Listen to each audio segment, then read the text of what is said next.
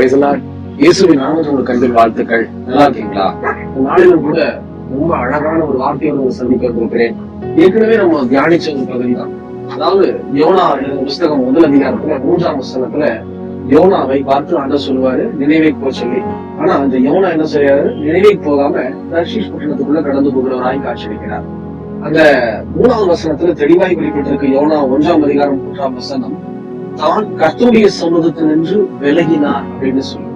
அப்போ கர்த்தருடைய சமூகத்தை விட்டு விலகும் போதுதான் இதோ யோனா தவறான வழிக்குள்ள தவறான நினைவுக்குள்ள கடந்து போகிறார். இன்னைக்கு இதை கூட நம்ம பார்க்க போகிறோம். யார் தேவ சமூகத்தை கர்த்தருடைய சமூகத்தை விட்டு விலகுகிறார்களோ அவங்க வாழ்க்கையில தவறான எண்ணங்கள், தவறான யோசனைகள், தவறான வழிகள் தான் கண்டிப்பா உருவாகும். தெரியுமான சொல்லுவேன். அப்படி இருக்கும்போது இன்னைக்கு நாம் சிந்திக்க வேண்டிய ஒரு காரியம், நான் கர்த்தருடைய சமூகத்தை விட்டு விலகி இருக்கிறேன்னா இல்ல கர்த்தருடைய சமூகத்தில் இருக்கிறேனான்னு சொல்லி சிந்தித்து பார்க்க வேண்டும். அதை குறித்து நம்ம வீடியோல நம்ம பேசியிருக்கிறோம். இன்னைக்கு செகண்ட் பார்ட், தேவ சமூகத்தை விட்டு விலகக்கூடிய காரியம் என்ன அப்படின்னு சொல்லி பார்த்தா என்ன காரியமா இருக்கும்? கடன். இன்னைக்கு நிறைய பேருக்கு ஏகப்பட்ட கடன். இந்த சுமை என்ன செய்யுது? அந்த கடன் என்னும் சுமை அணைக்க வைப்பதற்காகவே நம்ம கர்த்தருடைய சமூகத்துக்கு விலகணும். ஜெபிக்க மாட்டேங்கிறோம், வேதத்தை வாசிக்க மாட்டேங்கிறோம், வேதத்தை தியானிக்க மாட்டேங்கிறோம், சபைக்கு வர மாட்டேங்கிறோம், திருவிழாவுக்கு கூட வர மாட்டேங்கிறோம், எதையுமே செய்யறது இல்ல. வேலை வேலை வேலை. எதுக்காக? நம் மீது இருக்கக்கூடிய சுமையான கடனை அடைப்பதற்காக வேலை செஞ்சுக்கணும். தயவுசெய்து பிரியமான சொன்னமே, நிறைய வீட்டுல நான் பார்த்தேன் அப்படின்னா பிள்ளைகளை படிக்க வைப்பதற்கு நல்லதுதான், பிள்ளைகளை படிக்க வைக்கணும் தான்.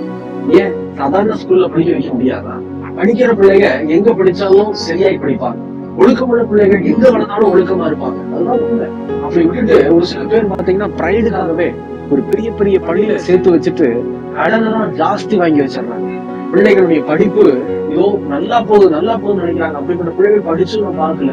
பெரிய பெரிய ஸ்கூல்ல விடுறாங்க, கடனை வாங்கி கடன் அதை தலையை அடமான வச்சு கடன் கட்டுறாங்கன்னு சொல்றாங்க. பிள்ளைகள் சரியா படிப்பது கிடையாது. நமக்கு என்ன தகுதியோ அந்த காரியத்தை நாம் செய்ய வேண்டும். இந்த வேதவசம் தாண்ட சொல்றாரு, நம்ம இடத்துல இருப்பதை வைத்து நிறைவேற்றிக் கொள்ள கற்றுக்கொள்ள வேண்டும். அப்படி இருக்கிற அப்படின்னால நமக்கு எந்த தகுதி இருக்குமோ அந்த இடத்துல நீங்க கொண்டு விடுங்க. செபத்தோடு கர்த்தர் பெரிய காரியங்களை செய்வார். அது மாத்திரமல்ல, வீடு கட்டுறதா இருந்தாலும் சரி, அந்த கட்டுமான பணிக்கு எல்லா காரியமும் கிட்ட இருக்குதா சிந்தித்து பாருங்க, ஜெபம் பண்ணுங்க. இல்லைன்னா அரைங்குறையுமா வீடு பாதியில நிக்கும். இது நிமித்தம் என்ன ஆகும் தெரியுமா? இன்னும் கர்த்தருடைய பிள்ளைங்கிறாங்க, கிறிஸ்தவங்கிறாங்க, வீடு ஒரு பாதியில நிக்குது. எதுக்கு இந்த பேச்சு? எந்த காரியம் எடுத்தாலும் முதல்ல நீங்க சிந்தித்து பார்க்க வேண்டியது, இது தேவ சித்தமா? ரெண்டாவது, இதோ இந்த காரியம் என்னால வாங்க முடியுமா, மெயின்டைன் பண்ண முடியுமா, என்னால செய்ய முடியுமா? நீங்க ஜெபம் பண்ணாலே போதும், கர்த்தர் உங்களுக்கு கொடுக்கறது கொடுக்காம போறதெல்லாம் தெரிஞ்சுக்கணும். இருக்கும்போது நீங்களும் நானும் ஜெபத்தோட இருக்கும். பிரியமான சகோதர சகோதரிய, நம்முடைய சுமையை ஜாஸ்தி பண்ணிக்க கூடாது. நான் ஒரு ஐயா வீட்டுக்கு நான் கடந்து போயிருந்தேன் 4 வருடங்களுக்கு முன்னாடி. அவருக்கு பென்ஷன் ஒரு 15,000 13,000 தான் பென்ஷன், மாத பென்ஷன். வீடு போகிய வீடு. ஆனா அந்த ஐயா வீட்டுக்கு நான் கடந்து போகும்போது எனக்கு நிறைய பழங்களை கொடுத்தாங்க. ஆப்பிள் பழம் கொடுத்தாங்க, மாதுளை கொடுத்தாங்க, கிரேப்ஸ் கொடுத்தாங்க, வாழைப்பழம், அப்புறம் நான்வெஜ் வீக்லி ட்வைஸ். நான் பாக்குறேன், கொஞ்சம் சிந்தித்து பார்த்தேன். என்னுடைய வீட்டுல 3 சம்பாதியம். அந்த 3 சம்பாதியத்துல இப்படிப்பட்ட பழங்களை எல்லாம் வாங்கி உண்ண முடியல. என்ன காரணமா இருக்கும்? அந்த ஐயாவோட வீட்டு ஒரே சம்பாதியம் தான், ஆனா எல்லாமே வாங்கி சந்தோஷமா இருக்கிறாரு. நான் கொஞ்சம் சிந்தித்து பார்த்து ஜோம் பண்ணலான்னு ஆண்டு சொன்னாரு, நீ கடன் வாங்காத, இஎம்ஐ எல்லாம் கட்டுற மாதிரி உன்னுடைய வாழ்க்கையை நீ வைத்துக் கொள்ளாத. அந்த கடனுக்காகவே நீ வேலைக்கு போற மாதிரி, அந்த கடனுக்காகவே நீ ஊழியம் செய்வேன், அப்படி செய்யாத அப்படின்னு சொல்லி என்னை கட்ட திருத்தினாங்க. அதுக்கப்புறம் நான் ஒரு இஎம்ஐ சொல்ல வேணாம் ஆண்டவர் என்று சொல்லி என்னால என்ன முடியுமோ கர்த்தருடைய சமூகத்தை செபித்து நான் செய்வதற்கு சொல்லுவேன்.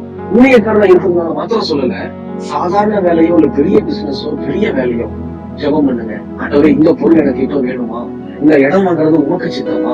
ஆண்டவருக்கு தெரியும் உங்களுக்கு எப்போ எந்த டைம்ல எதை கொடுக்கணும், எப்படி கொடுக்கணும்னு சொல்லி ஜெபத்தோடு செயல்பட்டா நாம் தேவ சமூகத்தை விட்டு பிரியமானோம். அப்படி இல்லைன்னா நம்ம சபைக்கு கூட போக மாட்டோம். வேலை வேலை வேலை. என்ன காரணம்? குடும்பம் நிறைய பெரியது, கணவன் மனைவிக்குள்ள பிரிவினை, குழந்தைகளுக்கும் பெற்றோருக்கும் பிரிவினை. என்ன காரணம் தெரியுமா? குழந்தைகள் நல்லா வளரணும்னு சொல்லிட்டு உங்க வேலை உழைக்கிறாங்க. குழந்தைகளுக்கு அது தெரியல. நிறைய குழந்தைங்க சொல்றாங்க என்கிட்ட, அங்கிள் எங்க அப்பாவும் அம்மாவும் எங்களோட டைம் ஸ்பெண்ட் பண்றதே இல்ல. என்ன காரணம்? அந்த குழந்தைக்கு அது வாங்கி தரணும், இது வாங்கி தரணும்னு சொல்லி.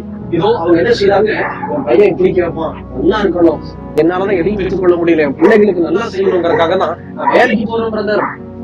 இதனால இது சுமையை நம்ம தேடிட்டு இருக்கோம். பிள்ளைகளுக்கு வாங்கி கொடுங்க, வேண்டான்னு சொல்லல.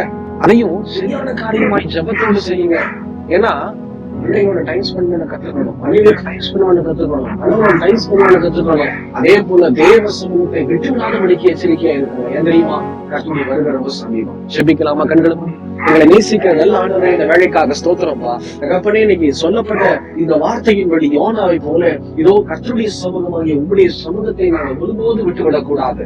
கடன் என்னும் மாயைக்கான காரியம் ஆண்டவரே, இதோ எங்களுக்கு மேல இருக்கிற சுவைக்காக உங்களுடைய நாமத்தை நாங்கள் விட்டுறக்கூடாது. அதனால உங்களுடைய சமூகத்தை நாங்கள் விட்டுவிடக் கூடாதுன்னு சொல்லி தாழ்த்து அர்ப்பணிக்கிறோம்ப்பா. எங்களுக்கு என்ன நீ வைத்திருக்கிறோ அதை வைத்து வாழ எங்களுக்கு கற்றுக் கொடுங்க. கிருபையை தாங்க எங்க கூட இருங்க. இயேசுவின் நாமத்தில் ஆமென், ஆமென்.